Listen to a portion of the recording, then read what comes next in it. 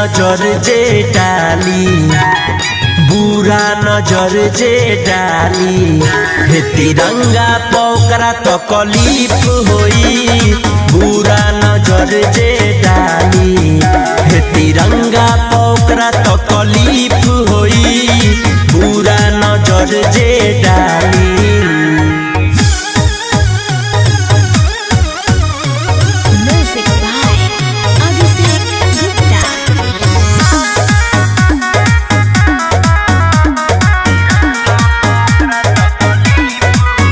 बांग्लादेश होखे चाहे पाकिस्तान हो, एक दिन मिट जाई नक्शा से नाम हो।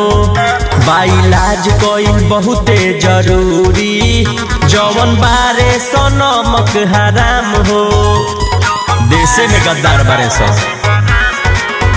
बांग्लादेश होखे चाहे पाकिस्तान हो, एक दिन मिट जाई नक्शा से नाम हो। बाइलाज कोइल बहुते जरूरी, जौवन बारे सो नमक हराम हो।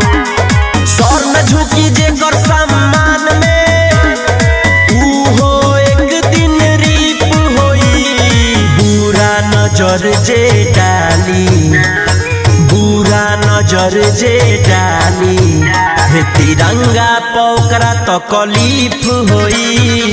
बुरा नजर जे डाली, हे तिरंगा पोकरा तो कलीफ होई। बुरा नजर जे डाली।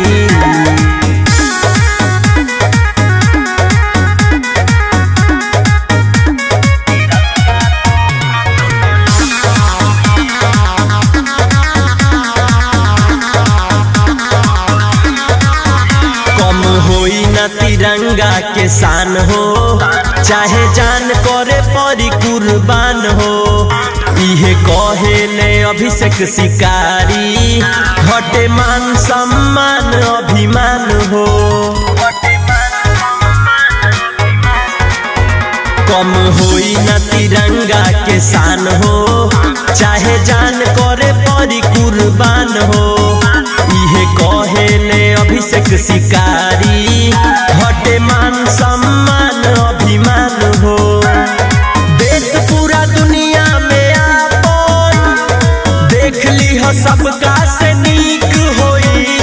बुरा नजर जे डाली, बुरा नजर जे डाली, हे तिरंगा पोकरा तो कलीफ होई। बुरा नजर जे डाली, हे तिरंगा पोकरा तो कलीफ होई। बुरा नजर जे डाली।